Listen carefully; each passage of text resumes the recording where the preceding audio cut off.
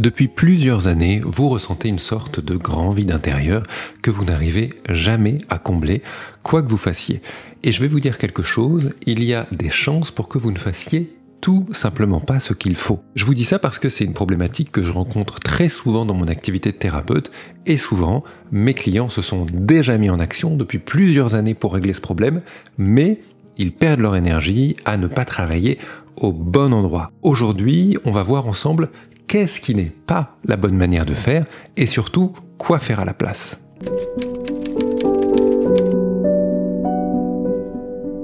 Et voici pour commencer une vérité qui peut être difficile à entendre. Parfois, c'est ce qui ne s'est pas passé dans notre enfance qui laisse les traces les plus profondes. L'absence de validation, l'absence de réconfort ou l'absence même de soutien émotionnel peut créer des cicatrices invisibles qui vont nous influencer toute notre vie. Les études montrent même que ce manque de soutien affectif précoce peut être fortement lié à la dépression, à l'anxiété et à des difficultés relationnelles très profondes dans notre vie. Dans cette vidéo, je vous invite donc à ce que nous explorions ensemble ces blessures silencieuses pour prendre conscience de leur impact dans nos vies, et vous vous reconnaîtrez sans doute dans certaines. Et surtout, commencer à comprendre comment il est possible de les soigner à la racine là où elles commencent. Imaginons quelques instants un arbre qui pousse dans une région où il va manquer d'eau. Il peut survivre, mais ses feuilles vont rester ternes, ses branches vont rester fragiles. Il ne connaîtra jamais la plénitude de sa croissance. Ce ne sera jamais un grand arbre somptueux, épais et peut-être même centenaire. C'est exactement ce qui se produit avec la négligence émotionnelle dans l'enfance. Une absence invisible, mais qui laisse des traces profondes et surtout des traces concrètes. Et ces blessures, elles sont rarement reconnues par ceux qui les ont subies, parce qu'il s'agit de ce qui n'a pas eu lieu. Pas de réconfort quand l'enfant avait peur, pas de validation de ses émotions, pas de réponse à ses besoins affectifs les plus primaires. Et l'absence, même si elle crée un trauma, est plus difficile à identifier que la présence d'une source traumatique visible.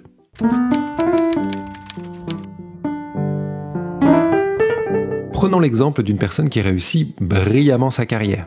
Extérieurement, tout semble parfait, mais intérieurement, elle peut ressentir un vide constant, comme si quelque chose manquait sans jamais pouvoir le nommer.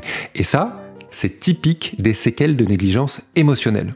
Le cerveau de l'enfant, face au manque, a développé des stratégies de survie qui deviennent problématiques à l'âge adulte. On l'a dit, la recherche montre que ces expériences de manque précoce, qui n'ont pas l'air très graves comme ça, parce qu'encore une fois, c'est pas un événement particulier qui est venu marquer la vie, mais que ces expériences sont liées à des troubles psychologiques qui se développent de l'adolescence jusqu'à l'âge adulte. La dépression, l'anxiété, les difficultés relationnelles. Le système nerveux va apprendre très tôt à ignorer ses propres besoins émotionnels pour s'adapter à un environnement familial particulier. Et ça, c'est vieux comme le monde. Ce qui était une adaptation nécessaire et qui aurait pu être passager devient un handicap invisible et s'ancre profondément dans notre manière de percevoir, de ressentir le monde. Et ce qui va rendre ces blessures particulièrement complexes, c'est donc, on l'a dit, leur nature subtile. Contrairement à un événement traumatique clair, il s'agit d'une sorte de climat relationnel, d'une atmosphère émotionnelle de manque, et l'enfant ne peut pas pointer du doigt ce qui ne va pas, parce qu'il n'a jamais connu autre chose, et il ne sait pas ce qui devrait être à la place. Il grandit donc, ou vous grandissez, peut-être vous avez grandi, avec une sensation un peu confuse que quelque chose ne tournait pas rond, sans vraiment pouvoir mettre de mots dessus. Pourtant, et ça c'est vraiment important que vous le gardiez en tête, l'impact est bien réel. Ces expériences modifient durablement la façon dont le cerveau, notre cerveau, votre cerveau, traite les émotions et gère les relations interpersonnelles. Si vous-même, vous avez vécu quelque chose de comparable, alors peut-être que vous avez développé, par exemple, des problématiques d'attachement, des difficultés à faire confiance, à se lier, ou au contraire, justement, une dépendance affective très forte. Une manière, par exemple, de toujours faire passer l'autre avant nous. Et encore une fois, ce qui rend ces blessures si complexes, c'est que souvent, la personne que je peux avoir en cabinet ne perçoit absolument pas qu'il y a eu ce manque. Et c'est en parlant de sa vie, en dépliant ensemble, que peu à peu, d'elle-même, elle peut commencer à remettre en cause et d'un seul coup, il y a quelque chose qui clique à l'intérieur et elle se rend compte qu'il y a eu du manque affectif. Et là, c'est le début du travail. Globalement, on l'a dit, mais c'est important de le redire, vraiment parce que c'est au cœur de ce qu'on est en train d'expliquer. Prenez un instant pour y réfléchir. Quand quelque chose de grave se produit, au moins, on peut le nommer. On peut le reconnaître, on peut l'extérioriser rien qu'en en parlant. Mais comment guérir de ce qui n'a jamais été dit, de ce qui n'a jamais eu lieu? Et c'est là que réside toute la complexité de ces cicatrices de l'enfance.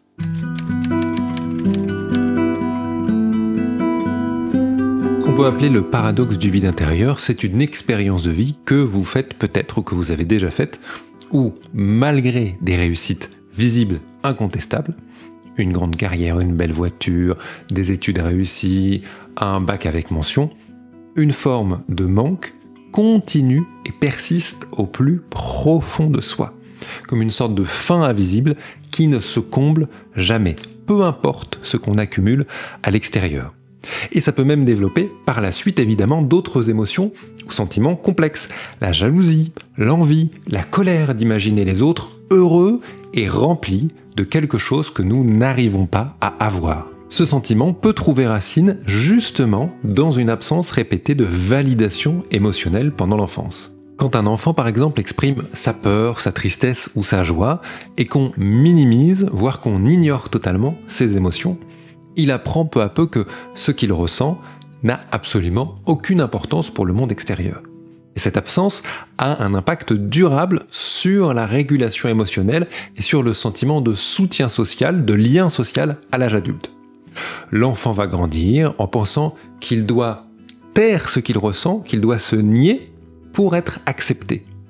Et parce qu'il a du coup peur du rejet, puisque apparemment, à peine on existe, on est rejeté, il peut commencer à développer une sorte d'hypersensibilité à tout ce qui pourrait ressembler à du rejet ou voire même à de l'indifférence. Et cette sensation de ne pas compter l'accompagne souvent dans ses relations plus tard en tant qu'adulte. Et ce paradoxe, il se traduit donc par deux mouvements contraires. D'un côté, une tendance à s'effacer, à ne pas prendre sa place, parce qu'on a intégré que de toute façon, ses besoins ne valent pas la peine d'être entendus, ne valent pas la peine d'être partagés, et qu'en plus, si on les partage, c'est risqué. Et de l'autre côté, un désir profond d'être vu, enfin, d'être reconnu, d'être apprécié. Beaucoup cherchent alors à remplir ce vide par des accomplissements extérieurs, des preuves de réussite, ou en s'investissant, par exemple, sans relâche dans des relations. Mais évidemment, plus on cherche à combler ce qui manque par l'extérieur, alors que le vide est intérieur, plus le vide semble grandir. Car ce dont on a vraiment besoin, c'est d'une reconnaissance authentique, d'un regard sincère qui a manqué durant l'enfance. Et évidemment, ce mécanisme s'installe sans qu'on s'en rende compte. L'accumulation de petites absences, de micro-rejets, d'inattentions répétées façonne profondément le système nerveux et rend la personne adulte très très sensible aux moindres signes de désintérêt ou bien même de rejet. On peut alors développer des comportements qui, sans le vouloir, entretiennent profondément ce vide. Chercher à tout prix l'approbation des autres, par exemple en allant en contact, en voulant plaire à tout prix, ou au contraire, s'isoler pour 1. Évidemment éviter d'être blessé, et 2. Continuer de plaire à l'autre quelque part en disparaissant. Et cette tendance à toujours satisfaire l'autre d'abord s'enracine dans nos besoins de sécurité et peut conduire à l'épuisement professionnel ou émotionnel évidemment, puisqu'on ne s'écoute pas et on fait tout pour l'autre. Et là, quand on dit tout ça, on arrive justement au cœur de ce paradoxe, au cœur de cette vidéo, parce que c'est vraiment ça qu'il faut comprendre. D'un côté, vouloir disparaître pour ne pas souffrir, parce que c'est ça qu'on a appris toute notre vie, ne pas souffrir et disparaître, ça nous protège de toute façon, on n'a pas à exister. Et de l'autre côté, faire ça tout en cherchant désespérément à exister enfin aux yeux des autres. Donc disparaître au maximum en espérant apparaître. Évidemment, ce schéma il est inconfortable, il ne peut pas marcher, c'est une impasse, mais il est très souvent présent chez les personnes qui ont vécu des négligences émotionnelles. Il ne faut pas oublier ce qu'on dit à la plupart des gens qui viennent nous voir en thérapie avec ce type de problématique. Dire oui à tout le monde, c'est souvent dire non à soi-même. Ce réflexe de vouloir plaire à tout prix, on l'a dit, il prend racine dans des besoins émotionnels non comblés pendant l'enfance. Quand la validation et le soutien manquent, parce qu'ils sont donnés que par petites touches, de temps en temps, l'enfant apprend vite que sa valeur va dépendre du regard des autres. Il ne construit absolument pas son estime de soi. Et donc, évidemment, les recherches vont montrer que l'estime de soi, elle joue un rôle central dans notre développement en tant qu'adulte.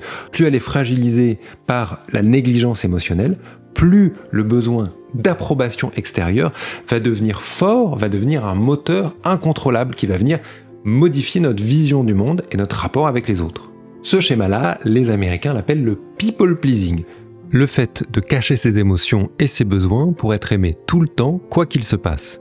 Le people pleasing, c'est donc cette tendance à faire passer les besoins des autres toujours avant les siens, toujours répondre au présent, même quand on n'en a pas l'énergie et même quand on n'en a pas l'envie. Et je sais que certains d'entre vous se reconnaissent là-dedans. Ce qui était donc à l'origine une stratégie de survie pour éviter le rejet ou l'abandon, une stratégie de survie en tant qu'enfant, devient un mode de fonctionnement automatique profondément ancré.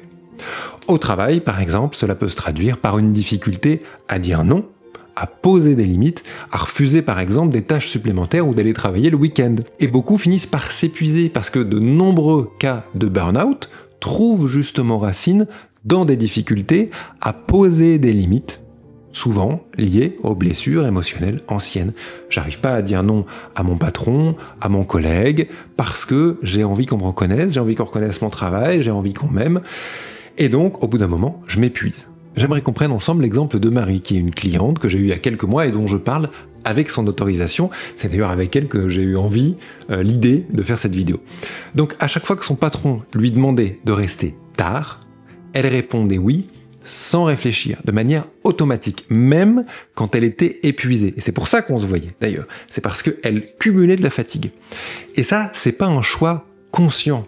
Ces réponses-là, ces oui, ils sont automatiques. Ils sont profondément enregistrés dans son corps. Loin du langage de la pensée consciente. Ce sont des scénarios intérieurs qui se sont joués des milliers et des milliers et des milliers de fois et qui se rejouent, évidemment, parce que c'est tellement facile pour le cerveau de rejouer quelque chose qu'on connaît.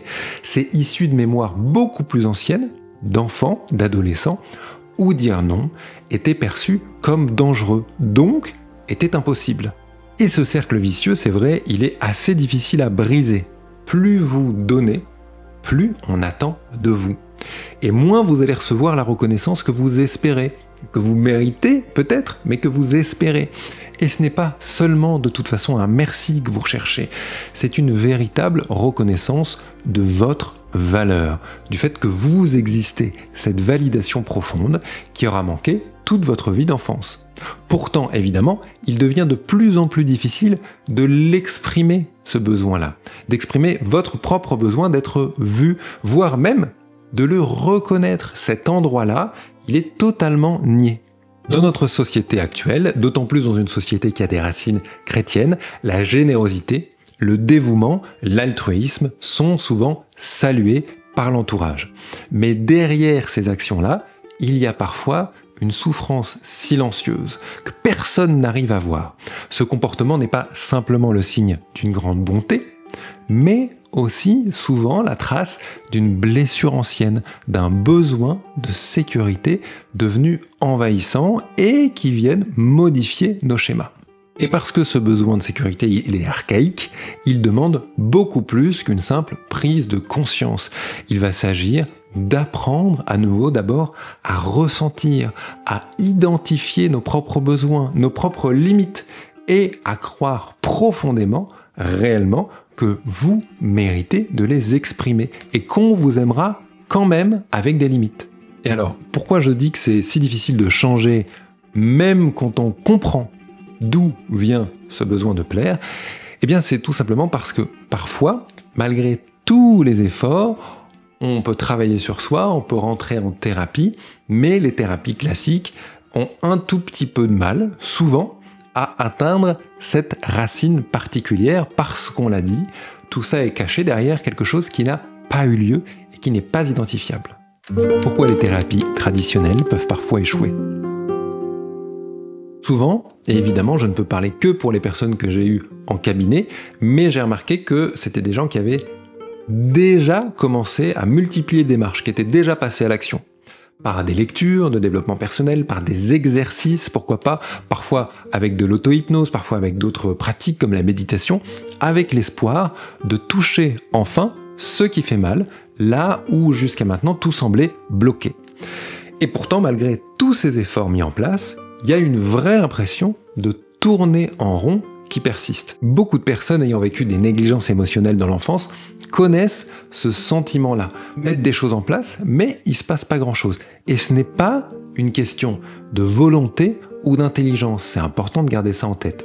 C'est simplement que certaines blessures ne s'impriment pas dans ce qu'on va appeler la mémoire consciente, mais plutôt dans le corps, dans ce qu'on appelle la mémoire implicite. Et cette mémoire-là, elle échappe au langage rationnel. Et elle se manifeste plutôt à travers de réactions automatiques, donc au niveau des sensations, des émotions, au niveau du corps.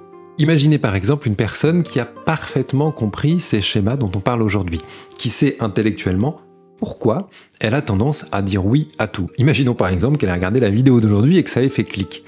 Pourtant, au moment où quelqu'un lui demande le service de trop, son corps répond oui avant même qu'elle ait pu y réfléchir.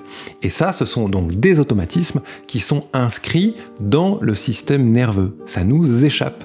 Ils se sont formés bien avant que nous ayons les mots pour les décrire. Souvent dans des moments où on aurait eu besoin, en tant qu'enfant, en tant même que bébé, d'être entendu, rassuré ou bien consolé.